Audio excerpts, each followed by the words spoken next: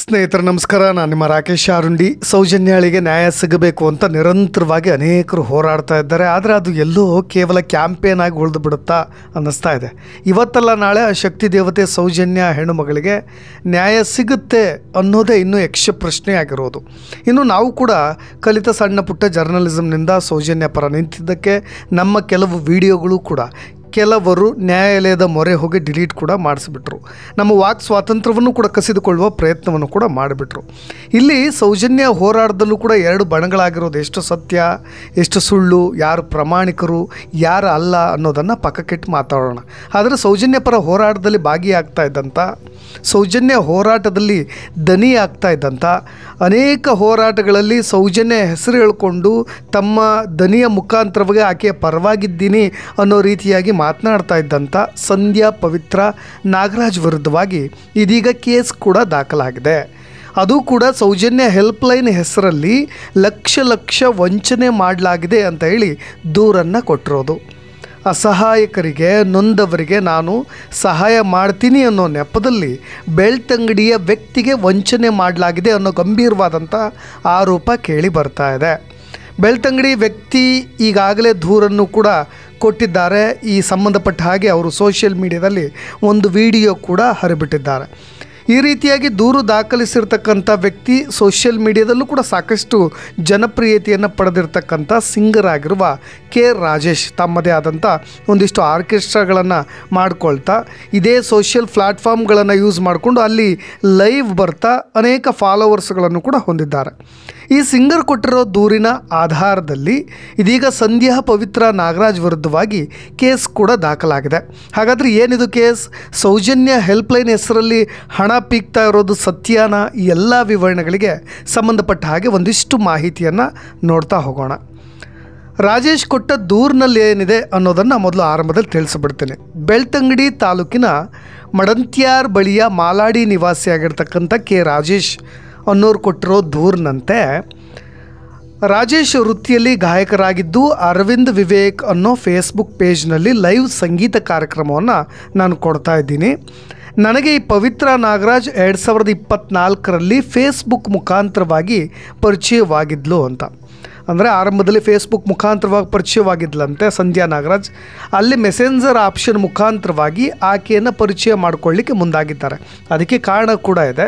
ಯಾಕೆ ಅಂದರೆ ಒಂದಿಷ್ಟು ಹೋರಾಟಗಳಲ್ಲಿ ಈಕೆ ಭಾಗಿಯಾಗ್ತಾ ಇದ್ಲಲ್ವ, ಆ ಉದ್ದೇಶವಾಗಿ ನನ್ನ ಸಮಸ್ಯೆಗಳನ್ನೇನಾದರೂ ಹೇಳಿಕೊಂಡ್ರೆ ನನ್ನ ಸಮಸ್ಯೆಗಳು ಕೂಡ ಪರಿಹಾರವಾಗಬಹುದು. ಯಾಕೆ ಅಂದರೆ ಈ ಹೆಣ್ಣು ಮಗಳಿಗಿರ್ತಕ್ಕಂಥ ಸ್ವಲ್ಪ ಆರೋಗ್ಯಂಟಾಗಿ ಮಾತನಾಡ್ತಾರೆ, ತುಂಬ ಬೋಲ್ಡ್ ಇದ್ದಾರೆ ಅಂತ ಹೇಳಿ, ಜೊತೆಗೆ ಒಂದಿಷ್ಟು ಜನರ ಸಂಪರ್ಕವೂ ಕೂಡ ಇದೆ ಅಂತ ಅವರೇ ಅರಿತುಕೊಂಡು ಈ ರೀತಿಯಾಗಿ ಫೇಸ್ಬುಕ್ನ ಮೆಸೆಂಜರ್ ಮುಖಾಂತರವಾಗಿ ಆಕೆಯ ಪರಿಚಯ ಮಾಡಿಕೊಳ್ಳಿಕ್ಕೆ ಮುಂದಾಗಿದ್ದಾರೆ.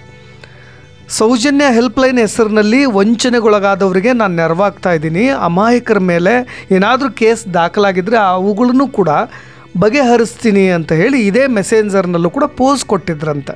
ಇದು ರಾಜೇಶ್ ಅವರು ಮಾಡ್ತಾ ಇರ್ತಕ್ಕಂಥ ಆರೋಪ. ಇದಾದ ಮೇಲೆ ರಾಜೇಶ್ ಅವರು ಬಂಟ್ವಾಳ ಠಾಣೆಯಲ್ಲಿ ತನ್ನ ವಿರುದ್ಧವಾಗಿ ದಾಖಲಾಗಿದ್ದಂಥ ಪ್ರಕರಣಗಳ ಬಗ್ಗೆ ಸಂಧ್ಯಾ ಅವ್ರಿಗೆ ತಿಳಿಸ್ಕೊಟ್ಟಿದ್ದಾರೆ. ಯಾಕೆಂದರೆ ನನ್ನ ಮೇಲೂ ಕೂಡ ಒಂದಿಷ್ಟು ಕೇಸ್ ಇದೆ, ಇದನ್ನೇನಾದರೂ ನೀವು ಸಾಲ್ವ್ ಮಾಡಿ ಕೊಡಬಹುದಾ ಅನ್ನೋ ವಿಷಯವಾಗಿ ಸಂಧ್ಯಾ ನಾಗರಾಜ್ ಜೊತೆ ಈ ರೀತಿಯಾಗಿ ಅವ್ರು ಚರ್ಚೆ ನಡೆಸಿದ್ರಂತೆ. ಅದನ್ನು ಹೈಕೋರ್ಟ್ಗೆ ಹಾಕಿ FIR ರದ್ದುಪಡಿಸ್ತೀನಿ, ನಾನು ಈ ಕೆಲಸವನ್ನು ಮಾಡಿಕೊಡ್ತೀನಿ, ಅದಕ್ಕೆ ಸ್ವಲ್ಪ ಹಣ ಖರ್ಚಾಗುತ್ತೆ ಅಂತ ಆರಂಭದಲ್ಲಿ ಹೇಳ್ಕೊಂಡಿದ್ಲಂತೆ ಈ ಸಂಧ್ಯಾ ಪವಿತ್ರ ನಾಗರಾಜ್. ಈ ನಿಟ್ಟಿನಲ್ಲಿ 2025ರ ಜನವರಿಯಲ್ಲೂ ಕೂಡ ರಾಜೇಶ್ರನ್ನು ಬೆಂಗಳೂರಿನ JP ನಗರದ ಸಂಧ್ಯಾ ಪವಿತ್ರ ನಾಗರಾಜ್ ಅವರ ಮನೆಗೂ ಕೂಡ ಕರೆಸ್ಕೊಂಡಿದ್ರಂತೆ. ಈ ಪ್ರಕರಣವನ್ನು ಬಗೆಹರಿಸಲಿಕ್ಕೆ ಸ್ವಲ್ಪ ಖರ್ಚಾಗುತ್ತೆ ಅಂತ ಅವ್ರನ್ನ ನಂಬಿಸಿದ್ರಂತೆ. ನಂತರ ರಾಜೇಶ್ ಅವರಿಂದ 2025 ಫೆಬ್ರವರಿ ಮೇ ತಿಂಗಳಲ್ಲಿ ಹಂತ ಹಂತವಾಗಿ, ಅಂದರೆ ಆರಂಭದಲ್ಲಿ ಒಂದಿಷ್ಟು ಹಣ ಮತ್ತು ನಂತರ ಒಂದಿಷ್ಟು ಹಣ, ಹೀಗೆ ಹಂತ ಹಂತವಾಗಿ 3,20,000 ರೂಪಾಯಿ ಹಣವನ್ನು ಪಡೆದಿದ್ದಾಳೆ, ಪೀಕಿದ್ದಾಳೆ ಅನ್ನೋದು ಅವ್ರು ಮಾಡ್ತಿರೋ ಆರೋಪ. ಅದಾದ ಮೇಲೆ ಹಣ ನೀಡಿದ ನಂತರವೂ ಕೂಡ ಯಾವಾಗ ಈ ಸಮಸ್ಯೆ ಬಗೆಹರಿಯಲಿಲ್ವೋ ಆಗ ರಾಜೇಶ್ ಅವರು ಎಚ್ಚೆತ್ಕೊಂಡಿದ್ದಾರೆ, ಇಲ್ಲೇನೋ ಸ್ವಲ್ಪ ಎಡವಟ್ಟಾಗ್ತಾ ಇದೆ, ನಾನು ಮೋಸ ಹೋಗ್ತಾ ಇದ್ದೀನಿ, ಅನ್ಯಾಯಕ್ಕೊಳಗಾಗ್ತಾ ಇದ್ದೀನಿ ಅನ್ನೋ ನಿಟ್ಟಿನಲ್ಲಿ ಇದನ್ನು ಅನುಮಾನಾಸ್ಪದವಾಗಿ ಸ್ವಲ್ಪ ವಿಚಾರಿಸಿದಾಗ ಎಲ್ಲವೂ ಕೂಡ ಬಯಲಾಗಿ ಬಿಟ್ಟಿದೆ ಅನ್ನೋದು ಅವ್ರು ಹೇಳ್ತಾ ಇರೋದು. ಈ ವೇಳೆ ಯಾವಾಗ ಇವರಿಗೆ ಅನುಮಾನ ಶುರುವಾಯಿತು ಆಗ ಸಂಧ್ಯಾ ಇನ್ನೂ ಹೆಚ್ಚಿನ ಹಣ ನೀಡುವಂತೆ ಕೇಳಿದಾಗ ಎಲ್ಲ ಅನುಮಾನಗಳನ್ನು ಕ್ಲಿಯರ್ ಮಾಡಿಕೊಳ್ಳಿಕ್ಕೆ ಸಂಶಯಗೊಂಡಂಥ ರಾಜೇಶ್ ಅವರು ಹೈಕೋರ್ಟ್ಗೆ ಸಲ್ಲಿಸಿರ್ತಕ್ಕಂಥ ದಾಖಲೆಗಳನ್ನು ಕೊಡಿ ಅಂತ ಕೇಳಿದ್ದಾರೆ.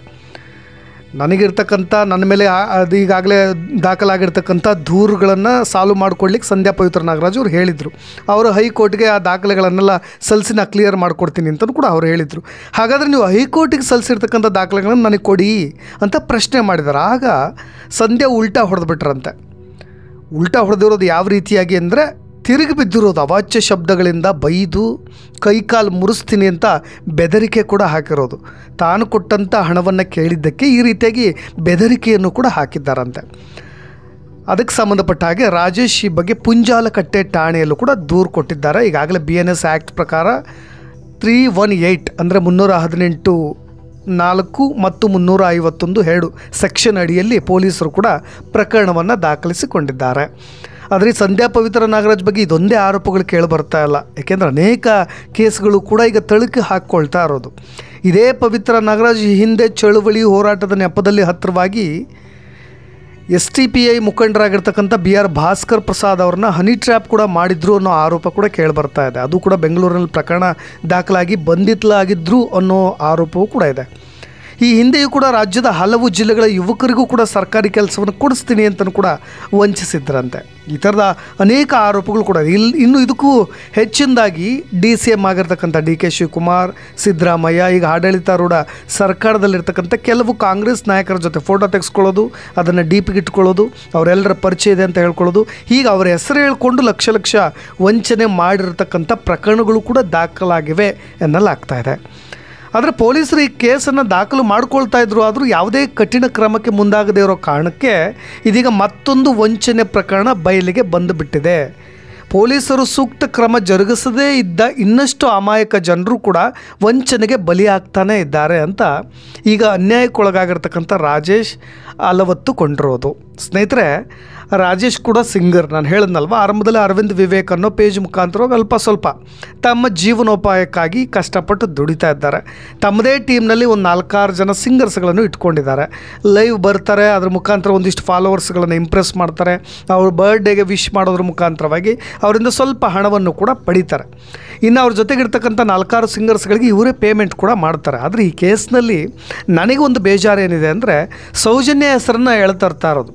ಸೌಜನ್ಯ ಹೆಲ್ಪ್ಲೈನ್ನ ಹೆಸರಲ್ಲಿ ನಾನು ಇವರ ಸಮಸ್ಯೆಗಳನ್ನು ಬಗೆಹರಿಸ್ತಾ ಇದ್ದೆ ಅಂತ ಹೇಳ್ಕೊಂಡು ಇವ್ರು ಹಣ ಪೀಕ್ತಾ ಇದ್ರು ಅಂತ ಸೌಜನ್ಯ ಹೆಸರು ಹೇಳ್ತಾ ಇದ್ದಾರಲ್ವ, ಅದು ಸ್ವಲ್ಪ ಬೇಸರ ತರ್ತಾ ಇರೋದು. ಯಾಕೆಂದರೆ ಈಗಾಗಲೇ ಸೌಜನ್ಯ ಹೆಸರಲ್ಲಿ ಕರ್ನಾಟಕದಲ್ಲಿ ಹೆಲ್ಪ್ಲೈನ್ ತರಬೇಕು ಅಂತ ಕರ್ನಾಟಕ ಸರ್ಕಾರಕ್ಕೆ ಅನೇಕ ಒತ್ತಾಯಗಳು ಕೂಡ ಕೇಳಿ ಬರ್ತಾ ಇರೋದು. ಅದು ಸೌಜನ್ಯ ಕುಟುಂಬದಿಂದ ಇರ್ಬೋದು, ನ್ಯಾಯಯುತವಾಗಿ ಹೋರಾಟ ಮಾಡ್ತಾ ಇರ್ತಕ್ಕಂಥ ಕೆಲವೊಬ್ಬ ಹೋರಾಟಗಾರರಿಂದಲೂ ಕೂಡ ಇರ್ಬೋದು.